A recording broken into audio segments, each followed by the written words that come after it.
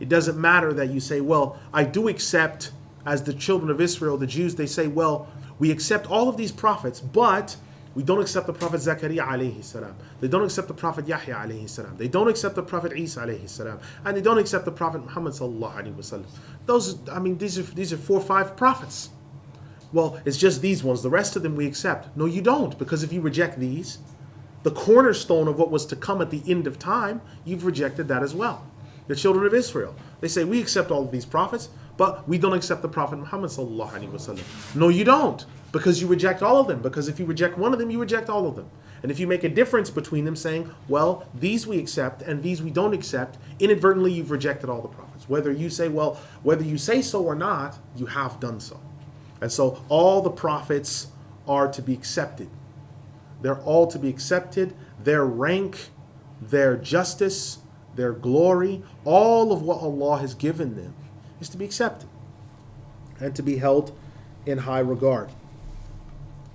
Imam Ibn Al-Jawzi rahimahullah, he then says after this, quote, the Exalted One then tells us, وَاتَّبَعُوا مَا تَتْلُو الشَّيَاطِينُ عَلَى مُلْكِ سُلَيْمَانَ وَمَا كَفَرَ سُلَيْمَانُ وَلَكِنَّ الشَّيَاطِينَ كَفَرُوا يُعَلِّمُونَ النَّاسَ السِّحْرَ وَمَا أُنزِلَ عَلَى الْمَلَكَيْنِ بِبَابِلَ هَارُوتَ وَمَارُوتَ. They follow what the demons had recited in the time of the kingship of Suleiman. Suleiman did not reject faith, but the demons, they rejected faith, teaching the people magic and what was sent down to the 2 angels at Babylon, Harut and Marut. وَمَا يُعَلِّمَانِ مِنْ أَحَدٍ حَتَّى يَقُولَا إِنَّمَا نَحْنُ فِتْنَةٌ فَلَا تَكْفُرْ فَيَتَعَلَّمُونَ مِنْهُمَا مَا يُفَرِّقُونَ بِهِ بَيْنَ الْمَرْءِ وَزَوْجِهِ وَهُمْ بِضَارِّينَ بِهِ مِنْ أَحَدٍ إِلَّا بِإِذْنِ اللَّهِ وَيَتَعَلَّمُونَ مَا يَضُرُّهُمْ وَلَا يَنْفَعُهُمْ وَلَقَدْ عَلِمُوا لِمَنِ اشْتَرَاهُ مَا لَهُ فِي الْآخِرَةِ مِنْ خَلَاقٍ وَلَبِئْسَ مَا شَرَوْا بِهِ أَنفُسُهُمْ لَوْ كَانُوا يَعْلَمُونَ. And those 2 did not teach anyone unless they said first, we are only a test and trial, do not disbelieve. But the people learned from those 2 what divided the man from his wife and his spouse. They did not harm anyone except by the permission of Allah. They learned what harmed them and what did not benefit them. They knew from the beginning that whoever should purchase the price of this has no part in the hereafter. Evil is that which they've purchased for the price of themselves, if only they knew.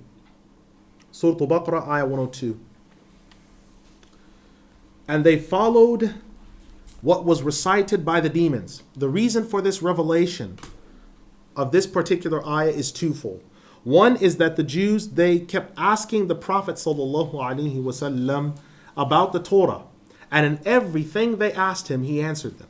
And they asked regarding magic, and they disputed with him. So this ayah was sent down, as stated by Abu al-Aliya.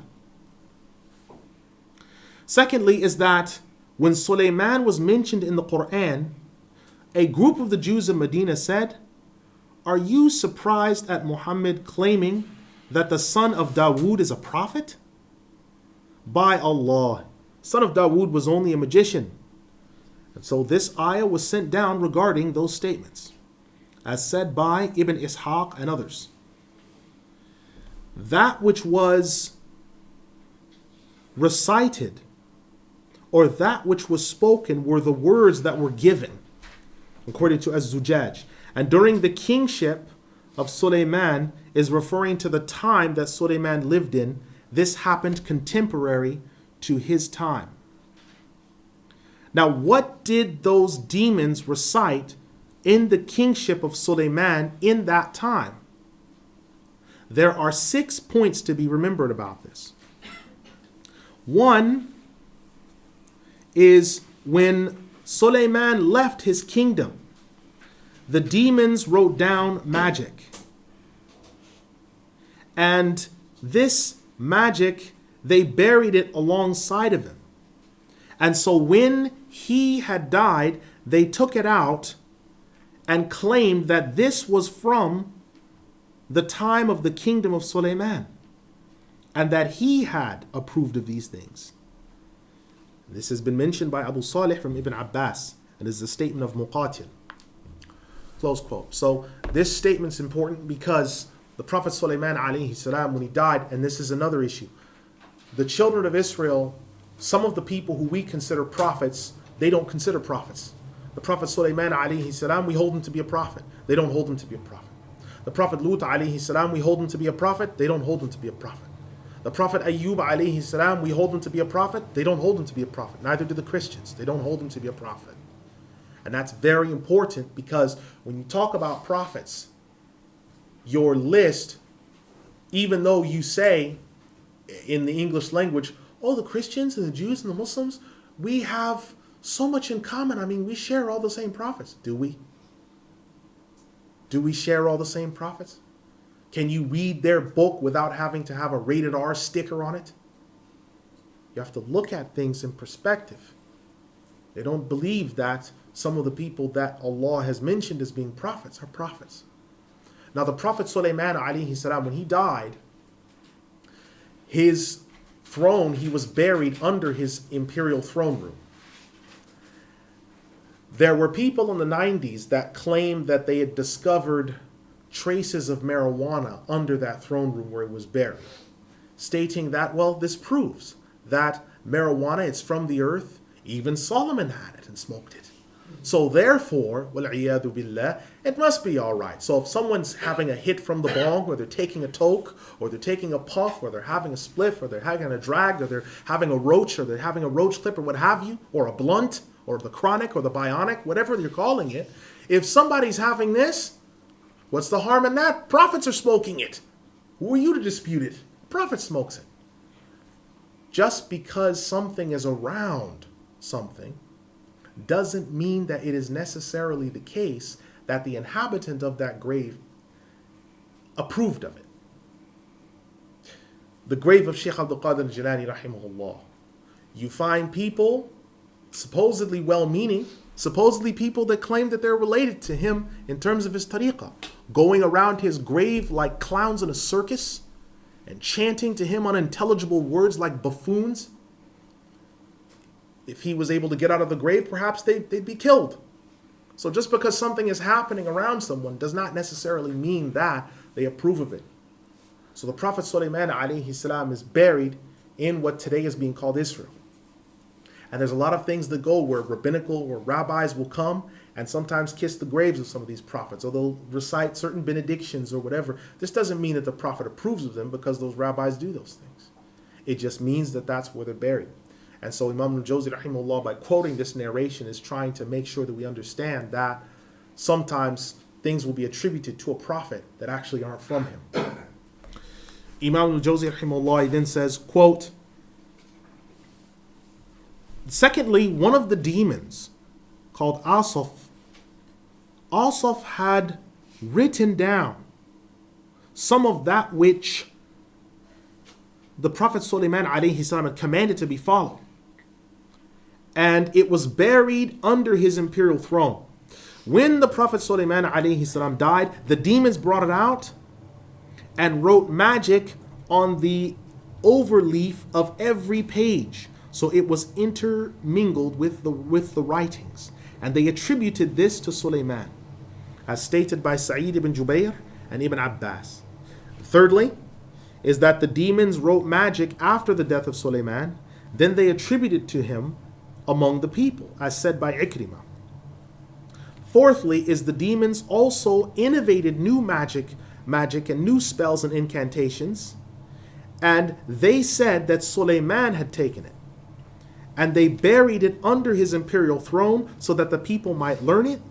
And when Suleiman died, it was brought out and the people learned it and studied it and said, this is the knowledge of Suleiman, as said by Qatada. Close quote. So you'll find some of the children of Israel will claim,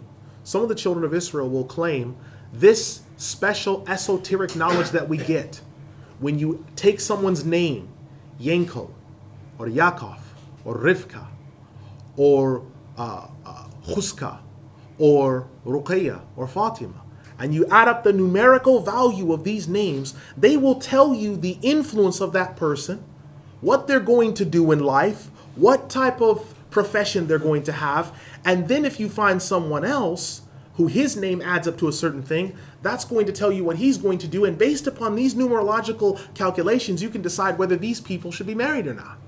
So you'll find someone whose name is a prime number of 22. Oh, we can't marry her.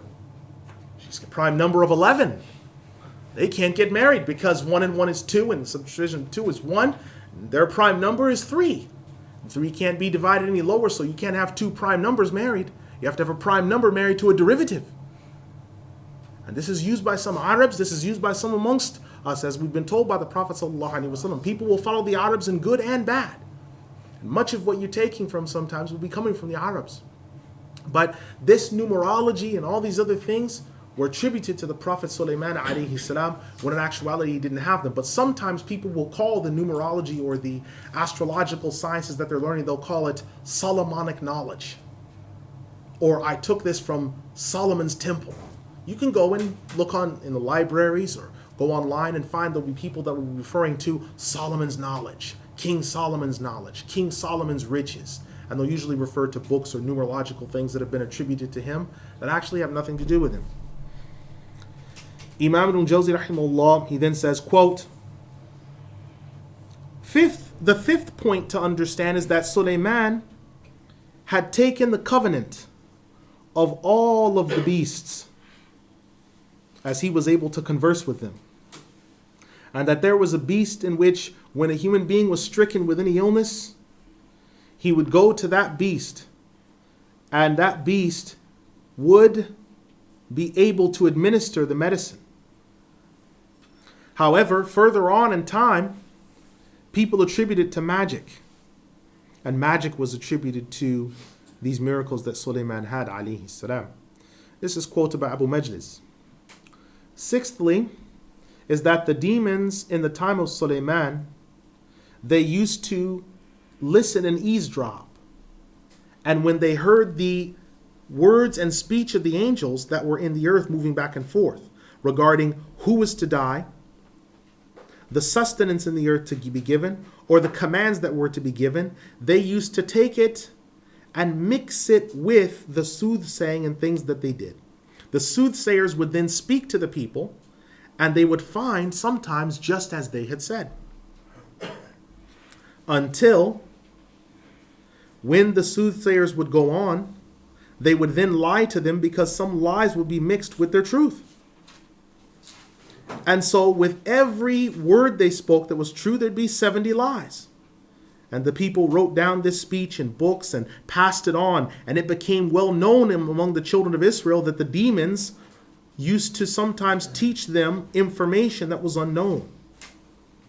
And Suleiman sent among the people and gathered these books in a chest and buried them under his imperial throne so that no one should have a hold of them. But the demons that came were not able to get near to it until after his death. And once they came forward, they took hold of this knowledge. Suleiman had said in the past, I don't want to hear anyone mentioning this knowledge taken from the demons. Anyone that should claim this knowledge of the unseen shall have his neck struck and be killed immediately.